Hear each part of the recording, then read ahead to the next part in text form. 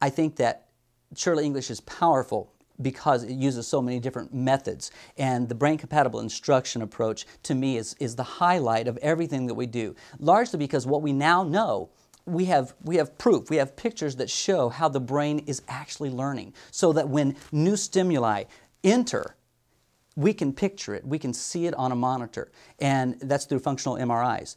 What I think is so powerful about brain-compatible strategies, especially as it pertains to Shurley English, is that every approach that we take makes sure that it's presented in a way the brain wants to remember it. We know that if the brain does not attend to anything, it's not going to learn anything, period. So we try to set up all of the structures in Shurley English to be innovative, exciting, so that the brain goes, aha, that's new, that's different, I like that. If it likes it, it will retain it.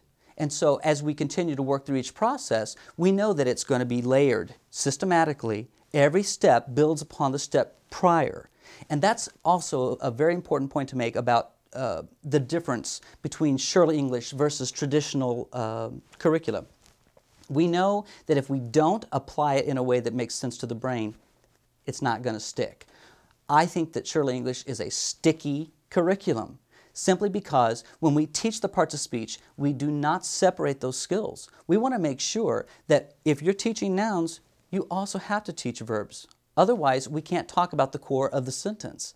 And it makes sense that if you introduce a concept but never talk about it again, we're in trouble. That defeats the practice part of what we do. So what we're going to do is make sure that once something is taught, and we make sure it's not taught in isolation, the student never ever abandons that concept, because you can't. Everything that we learn in grammar depends on something else they've already learned. Once you've practiced it and you've seen the build, you don't ever have to worry about, oh gee, will my student remember that information? And boy, we better review because my student's just not going to remember. And the fact is, you always review with Shurley English. That's an important part of the brain-compatible instruction approach.